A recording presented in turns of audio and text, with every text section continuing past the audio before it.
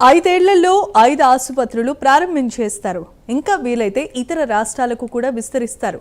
ఎందుకు చేరు? ఆపరేషన్ మాఫియాగా మారి ఆసుపత్రికి వచ్చిన ప్రతి పేషెంట్ను అమాంతం పిలిచి పిండి చేసేస్తుంటే ఇది నిరూపితమైన నిజం.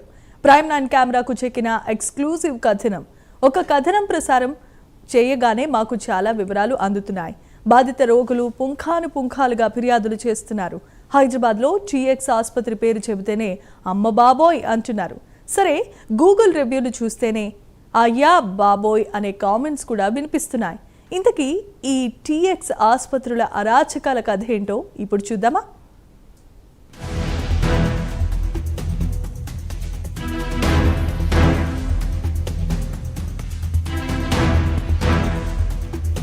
టీఎక్స్ హాస్పిటల్ 5 ఏళ్లలో 5 బ్రాంచ్లు ఎలా సాధ్యం? ఎన్నో షోకాజ్ నోటీసులు, ప్రభుత్వ కట్టడి చర్యల మధ్య ఈ ఆసుపత్రి 5 ఏళ్లలో 5 బ్రాంచీలు ప్రారంభించిందంటే పెట్టుబడి ఎక్కడ్నుంచి వచ్చిందనే అనుమానం బలపడుతోంది. అసలు ఈ ఆసుపత్రి కథ తెలుసుకోవాలంటే మిగిలిన మతలబులు అట్లే అర్థమైపోతాయి. ఆ వివరాలు చూస్తే 2020 ప్రపంచం మొత్తం కరోనా భయంతో వణికిపోతున్న సమయం. ఆ సమయంలో హైదరాబాద్లో ఓ ఆసుపత్రి పుట్టింది. దాని పేరు టీఎక్స్ హాస్పిటల్స్. ఆ తర్వాత కథ చాలా ఫాస్టుగా నడిచింది. ఏడాదికో బ్రాంచి అన్నట్టు 5 ఏళ్లలో 5 బ్రాంచులు తెరిచేసింది. అందులో టీఎక్స్ హాస్పిటల్ బంజారాహిల్స్ ఫ్లాగ్షిప్ ఆసుపత్రి, TX hospitals Uppal Bharat Nagar colony branch, TX hospital Kachiguda station road branch, TX children hospital Banjara Hills పిల్లల ప్రత్యేక ఆసుపత్రి, టీఎక్స్ హాస్పిటల్ మియాపూర్ సరికొత్త బ్రాంచులున్నాయి. వీరి లక్ష్యం హైదరాబాద్కే పరిమితం కాలేదు. ముంబై, ఢిల్లీ, బెంగళూరు లాంటి మెట్రో నగరాల్లో కూడా విస్తరించాలనేది వీరి ప్లాన్గా సమాచారం. ఇదంతా ఓకే. అయితే 5 ఏళ్లలో 5 బ్రాంచ్లు పెట్టాలంటే ఎంత పెట్టుబడి కావాలి? ఎంతమంది స్టాఫ్ కావాలి? ఈ డబ్బు ఎక్కడి నుంచి వస్తోంది? ఇదే మొదటి ప్రశ్న. ఇదంతా రోగుల ముక్కుపిండి వసూలు చేసిందేనా అనేది రెండో ప్రశ్న. ఆ సంగతి అలా ఉంచితే ఇంతకు ఆ ఆసుపత్రి తెర వెనక సూత్రధారులెవరు? ఏ సంస్థ అయినా దాని లీడర్స్ను బట్టే ట్రాక్ రికార్డు ఉంటుంది కదా. మరి టీఎక్స్ గ్రూప్ను నడిపేదెవరు అనేది ఓసారి చూద్దాం.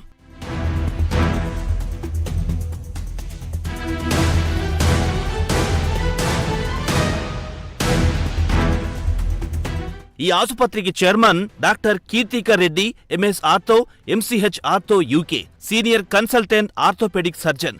ఈయనే గ్రూప్ కు చైర్మన్ గా వ్యవహరిస్తున్నారు. ఇక managing director doctor Deepak Raju, MBBS, MS general surgery. ఆసుపత్రి విస్తరణ, వ్యూహాత్మక ప్రణాళికలు, నిర్వహణలో కీలక వ్యక్తిగా ఈయన వ్యవహరిస్తున్నారు. ఇక executive director Ravindra Reddy Rami, MBA, IIM Calcutta, master of health administration, Osmania university. Administration, finance, operations ఇతనే చూస్తున్నారు. ఒక డాక్టర్, ఒక సర్జన్, ఒక ఐఐఎం గ్రాడ్యుయేట్ కలయిక పర్ఫెక్ట్గా ఉంది. మరి సేవల్లో ఎందుకు లోపాలొస్తున్నాయి అనేదే ప్రస్తుతం వెల్లువెత్తుతున్న ప్రశ్నలు.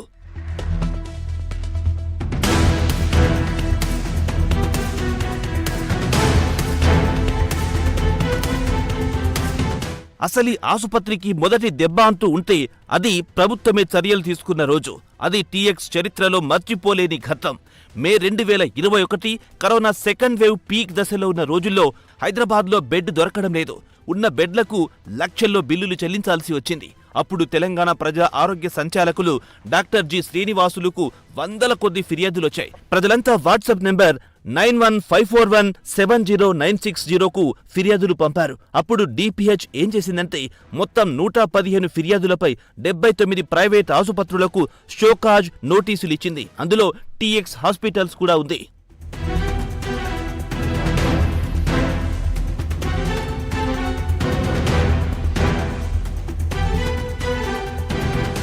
ఆ దెబ్బతో అధికారికంగా ఏం జరిగిందంటే ప్రభుత్వ ఉత్తర్వుల ప్రకారం TX hospitals Kachiguda, TX hospital Uppal ఈ 2 బ్రాంచ్లపై అధిక బిల్లింగ్ ఫిర్యాదులొచ్చాయి.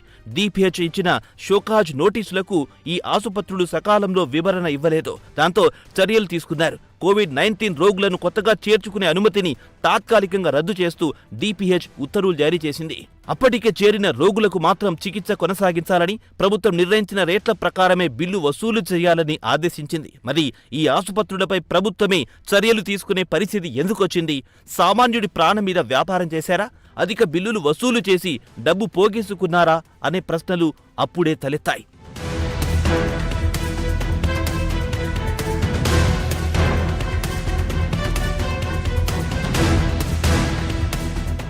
ఇక ఈ ఆసుపత్రులపై రేటింగ్స్ ఏమైనా బాగున్నాయా అంటే అది అంతంత మాత్రమే.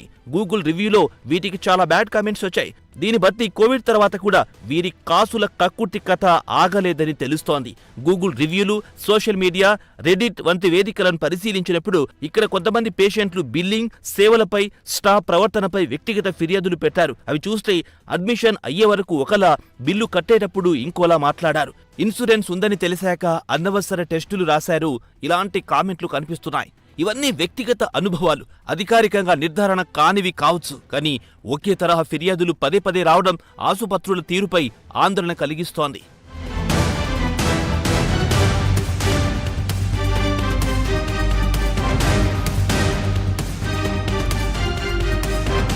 ఇక అసలు బాంబు మరొకటి ఉంది. అదే మియాపూర్ ఆసుపత్రిలో జరిగిన స్కామ్. ఇప్పుడు ఈ స్టోరీలో అత్యంత సంచలన ఘట్టం ఇదే. అదేమిటంటే రాంగ్ కిడ్నీ ఆపరేషన్. ఇలా మియాపూర్ బ్రాంచ్లో రాంగ్ కిడ్నీ ఆపరేషన్ జరిగిందనే తీవ్రమైన ఆరోపణపై ప్రైమ్9 న్యూస్ స్టింగ్ ఆపరేషన్ చేసింది.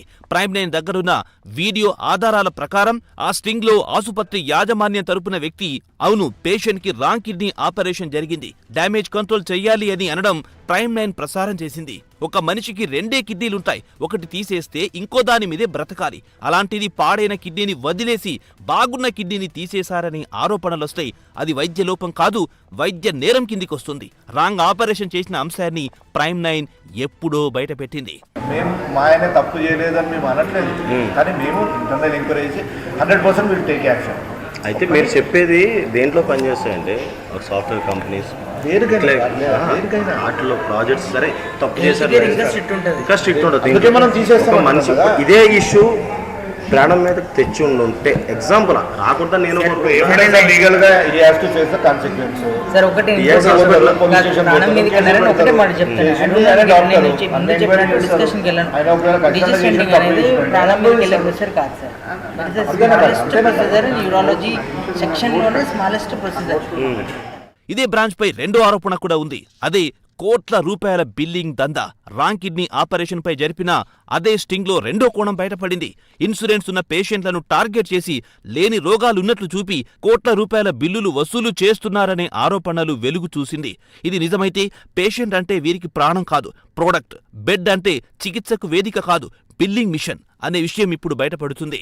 ఒకటైతే స్ట్రాంగ్ ఇంప్రెషన్ అవతలికి ఏమనిపించిందంటే ఒక 100% ఇక్కడ తప్పు జరిగినట్టు బిల్లింగ్ గానే ఒకటి మీరు అక్కడ ఫిక్స్ అయిపోయింది. నేను తప్పు జరిగిందా లేదా అది మనం కాదు డిసైడ్ చేసేది, ఎవరో డిసైడ్ చేస్తారు. నేను దాని గురించి మాట్లాడతలేను. అట్లాంటి ఇంప్రెషన్ ఉన్నప్పుడు ఎవరైనా ఒక పేపర్ ఏం రాసినాం ఏంది అనేది దాంట్లో ఒకటి ఉంటుంది. నేను ఏమన్నా ఏది జరిగినా ఆ పేపర్లో ఉన్నది పేపర్ ఉంటుంది అంతే. అది history cannot be removed, history cannot be erased. అది తప్పైనా నష్టమైనా ఎవరికి ప్లేస్ మన secondary. History cannot be erased. Let us face it. TX ఆసుపత్రి గురించి లూప్ హోల్స్ ఒక్కసారి వెనక్కి తిరిగి చూద్దాం. 2021లో అధిక బిల్లింగ్ అని ప్రభుత్వమే చర్యలు తీసుకుంది. 2023-24 గూగుల్ రివ్యూలో అదే బిల్లింగ్ సేవలపై ఫిర్యాదులు. 2025-26 మియాపూర్లో రాంగ్ కిడ్నీ ఆపరేషన్, కోట్లలో బిల్లింగ్ అనే సంచలన ఆరోపణ. ఇవన్నీ యాదృచ్ఛికంగా జరిగిన పొరపాటు అనాలా లేక ఒక సిస్టమాటిక్ ప్యాటర్న్ అనాలా? ఈ అంశాలపై ప్రైమ్9 తరపున మేము టీఎక్స్ హాస్పిటల్ యాజమాన్యాన్ని సంప్రదించడానికి ప్రయత్నించాం. మియాపూర్ ఘటనపై వారి వివరణ ఏమిటి, రాంగ్ కిడ్నీ ఆరోపణలపై పోలీస్ కేసు నమోదయ్యిందా అని అడిగాం. దానికి సరైన సమాధానాలు లేవు.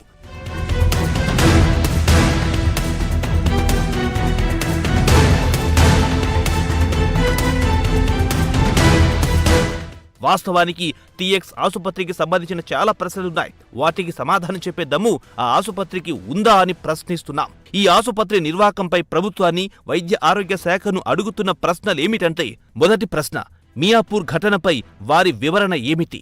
రాంగ్ కిడ్నీ ఆరోపణలపై పోలీస్ కేసు నమోదైందా? ప్రశ్న నెంబర్ 2, మియాపూర్ ఘటనపై తెలంగాణ మెడికల్ కౌన్సిల్ సుమోటోగా కేసు తీసుకుంటుందా? క్వశ్చన్ నెంబర్ 3, ఒక హాస్పిటల్ 5 ఏళ్లలో 5 బ్రాంచులు ఎలా పెట్టింది? వాటికి ఫైర్ సేఫ్టీ, క్లినికల్ ఎస్టాబ్లిష్మెంట్ లైసెన్సులు, బయోమెడికల్ వేస్ట్ పర్మిషన్లు అన్నీ ఉన్నాయా? సమగ్ర విచారణ చేస్తారా? నిజాలా నిగ్గు తేలుస్తారా? క్వశ్చన్ నెంబర్ 4, బాధితులకు న్యాయం ఎలా జరుగుతుంది? కన్జ్యూమర్ కోర్టులో కాకుండా క్రిమినల్ కేసు నమోదైందా? ఇవన్నీ ప్రైమ్9 పరిశోధనలో మాకొచ్చిన అనుమానాలు, ప్రశ్నలు. ఈ ఆసుపత్రికొచ్చిన ఎవరికైనా సేవాలోపం, వైద్యలోపం జరిగి ఉండవచ్చు. ఆ విధంగా మీకు కూడా టీఎక్స్ హాస్పిటల్స్లో ఇలాంటి అనుభవం ఎదురయ్యిందా? అయితే భయపడకండి. డిపిహెచ్ తెలంగాణ ఫిర్యాదు వాట్సాప్ 9154170960కు ఫిర్యాదు పంపండి. అలాగే క్లినికల్ ఎస్టాబ్లిష్మెంట్ యాక్ట్ కింద డిఎంహెచ్ఓకి లిఖితపూర్వక ఫిర్యాదు ఇవ్వండి. అయితే ఆధారాలుగా మాత్రం మీరు అన్ని బిల్లులు, రిపోర్టులు భద్రపరచుకోండి. ప్రైమ్ లైన్కు తెలియజేయండి. మేం కూడా రంగంలోకి దిగుతాం, నిజ నిజాలు తేలుస్తాం.